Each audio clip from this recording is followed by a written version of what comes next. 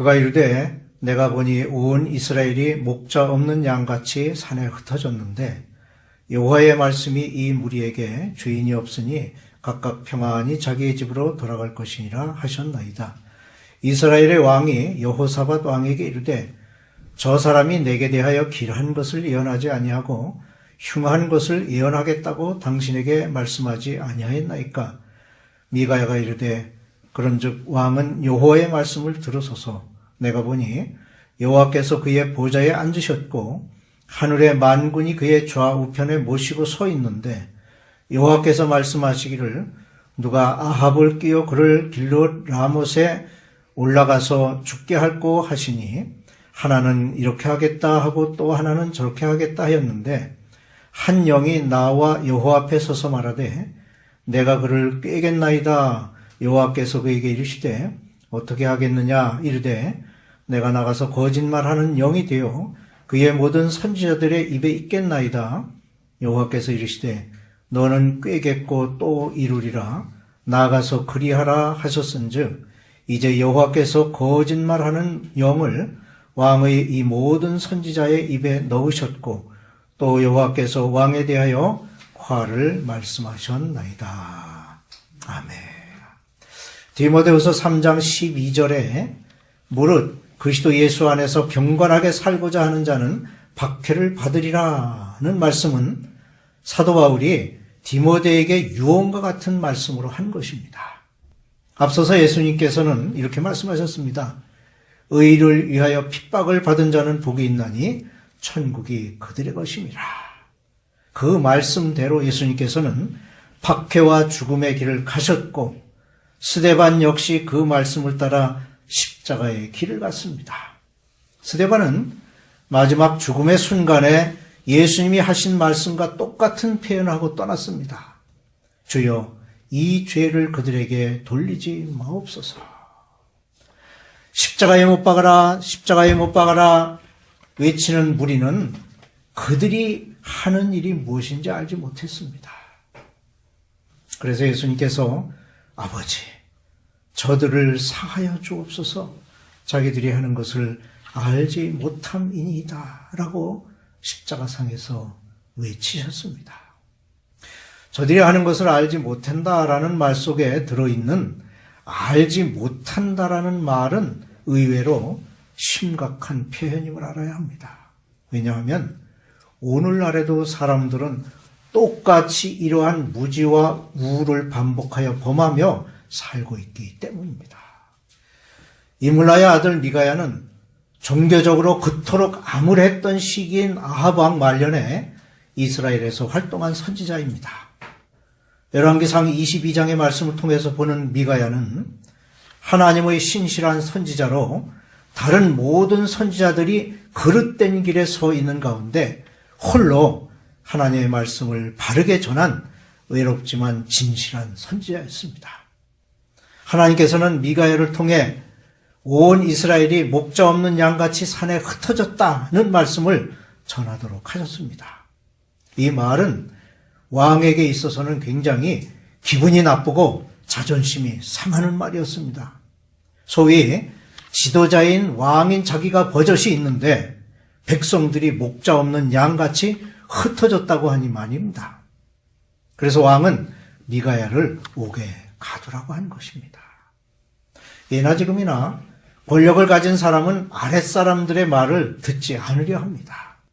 당시에도 극악무도한 아합 왕과 왕비 이세벨의 통치하에 올바른 말을 하는 것이 쉽지 않았을 것입니다.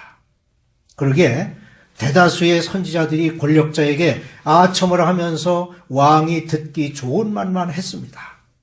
그러기에 아합 왕도 자기가 듣기 싫은 말을 하는 미가야에 대해 그는 내게 대하여 길한 일은 예언하지 아니하고 흉한 일만 예언하기로 내가 그를 미워하나이다 라고 여호사밧 왕에게 말할 정도였습니다. 본문은 아합이 아람에게 빼앗겼던 길르앗 라못을 되찾기 위해 유다 왕 여호사밧과 동맹을 맺고 길르앗 라못을 치러 올라가는 이야기와 그 결과 선지자 미가야의 예언대로 아합 왕이 죽게 되는 이야기가 들어있는 말씀입니다. 연합이 언제나 큰 힘이 되고 승리를 가져오는 것은 아닙니다. 오늘 말씀을 보면 불신앙적인 사람들의 연합은 오히려 허약함이 된다는 사실을 보게 됩니다. 사악한 아합은 하나님을 경외하는 여호사밧의 도움을 받았지만 그의 간악한 속임수는 결국 전쟁의 패배와 자신의 죽음으로 막을 내렸습니다. 아첨하는 선지자들의 동료를 받으며 전쟁을 시작하려 했습니다. 그때 유다왕 여호사밧의 간청으로 참된 선지자의 의견을 참고하고자 하여 미가야를 불러오도록 하였습니다. 왕 앞에 불려온 미가야는 왕 앞에서도 왕이 원하는 말이 아닌 하나님의 말씀을 전했습니다. 미가야는 엘리야와 같은 담대함을 가졌던 신실한 선지자였습니다. 그러면 미가야는 어떤 사람입니까? 첫째로 그는 여호와의 마음을 아는 사람이었습니다. 미가야라는 이름은 누가 여호와 같을까라는 뜻을 가지고 있습니다. 성품에 있어서 그는 하나님과 같았고 그가 말하는 것을 보아도 하나님의 성품에 부합하는 증언을 한 사람임을 알 수 있습니다. 그는 여호와의 대변자여 확실한 사절이었습니다. 미가야는 회유를 받았지만 넘어가지 않았습니다. 그를 데려오라고 왕으로부터 보냄을 받은 사자는 다른 선지자들이 말하는 것처럼 왕을 기쁘게 하는 말을 하라고 그를 회유하였습니다. 그 유혹은 하나님이 아닌 사람을 기쁘게 하라는 것이었기에 미가야는 회유하는 말을 따를 수 없었습니다. 바울 또한 내가 지금까지 사람의 기쁨을 구하는 것이었다면 그리스도의 종이 아니라고 했습니다. 400명이나 되는 왕의 거짓 선지자들은 언제나 왕이 듣기 좋은 말만 했습니다. 그러나 하나님의 말씀을 올바로 전해야 했던 미가야는 외로이 홀로 서야만 했습니다. 또한 미가야는 신실한 사람이었습니다. 미가야는 살아계신 하나님을 두고 맹세하였습니다. 14절에 미가야가 이르되 여호와께서 살아계심을 두고 맹세하노니 여호와께서 내게 말씀하시는 것 곧 그것을 내가 말하리라고 했습니다. 마틴 루터 또한 세상이 모두 그를 대적하고 있다는 말을 들었을 때 그러면 나는 온 세상을 상대로 싸울 것이다 라고 담대하게 말했습니다. 성령의 검인 하나님의 말씀을 사람들의 마음으로부터 멀리 떨어뜨려 놓는다면 그것은 그 검을 그릇되게 다루고 있는 것입니다. 잘못 사용한 검으로 말미암아 많은 사람이 상해를 입게 될 것입니다. 둘째로 미가야는 비우호적인 대접을 받았습니다. 그는 왕에게 미움을 받았습니다. 왜 왕은 그를 미워했습니까? 그 이유는 단지 하나님께 대한 그의 신실함 때문이었습니다. 미가야는 왕에 대하여 길조를 예언하지 않았고 오히려 흉조를 말했습니다. 왜요? 그게 하나님의 말씀이니까. 그의 말은 왕의 귀에 달콤하게 들릴 말이 아니었습니다. 예수님과 제자들 그리고 초대교회의 수많은 성도들이 이와 같은 똑같은 이유로 미움을 받았고 순교의 길을 갔습니다.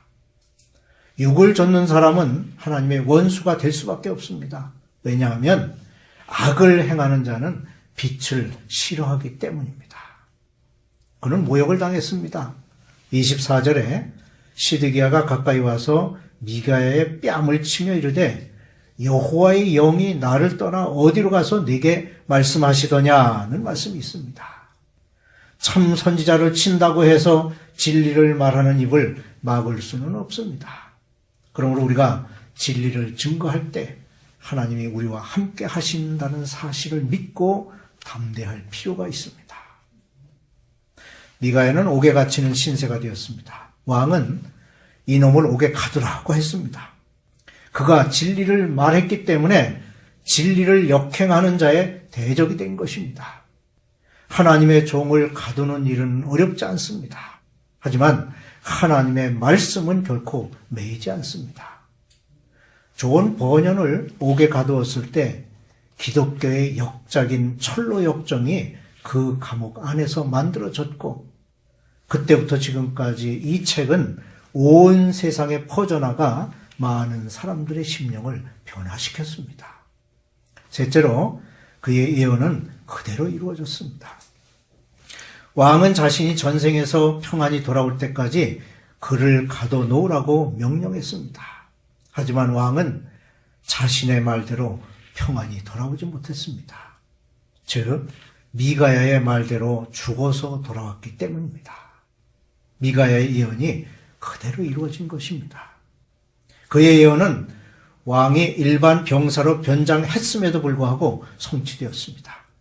한 아람군이 우연히 당긴 화살이 아합을 맞췄고 활에 맞아 피를 흘리며 결국 죽음을 맞게 된 것입니다.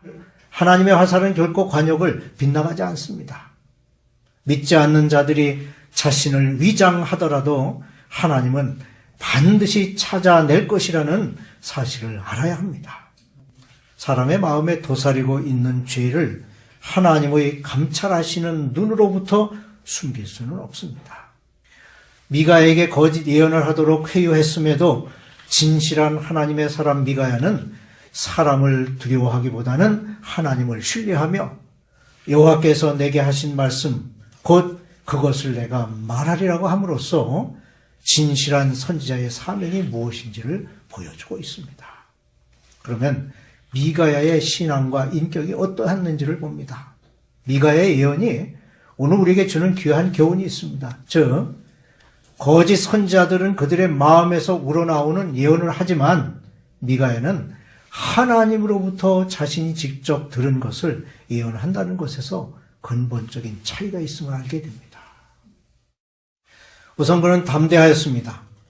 그는 아합 왕의 잘못을 꾸짖고 그의 어리석음을 지적할 정도로 담대했습니다. 그는 왕의 사자를 통해 회유를 받고 생명의 위협을 느꼈지만 결코 그 압력에 굴하지 않고 여호와께서 내게 말씀하시는 것을 전하겠다고 맹세합니다. 이처럼 신실한 하나님의 종은 세상 권력에 굴복하지 않는다는 것을 알고 주님의 말씀을 그대로 증거해야 하겠습니다. 다음으로 두려움 없이 왕을 권고하였습니다. 그는 하나님을 자신의 보호자로 삼고 말씀을 대언했기에 두려움이 없었던 것입니다. 그는 19절에 말하기를 왕이여 여호와의 말씀을 들으소서라고 하면서 자신이 본 바 하나님의 전의 모습을 왕에게 설명하면서 왕이 그 악한 생각에서 돌이키기를 권고했습니다. 특히 17, 18절의 예언은 목숨을 건 충고로서 장차 아합 왕이 죽임을 당할 것과 이스라엘이 전쟁에서 패배하게 될 것을 예언하였습니다. 그는 거짓말하는 영의 역사가 있으리라는 예언을 했고 그 예언대로 거짓말하는 영을 받은 거짓 선지자들은 거짓된 예언을 했습니다. 그 거짓된 예언을 좇아 결국 아합은 죽음의 자리로 갔던 것입니다. 어리석은 자의 종말은 그와 같습니다. 미가야는 완악한 아합 왕이 이번 전쟁에서 죽고 이스라엘 군대가 흩어질 것이라는 충정어린 예언을 하였습니다. 그럼에도 왕은 그 예언을 믿지 않고 미가야를 가두도록 하였습니다.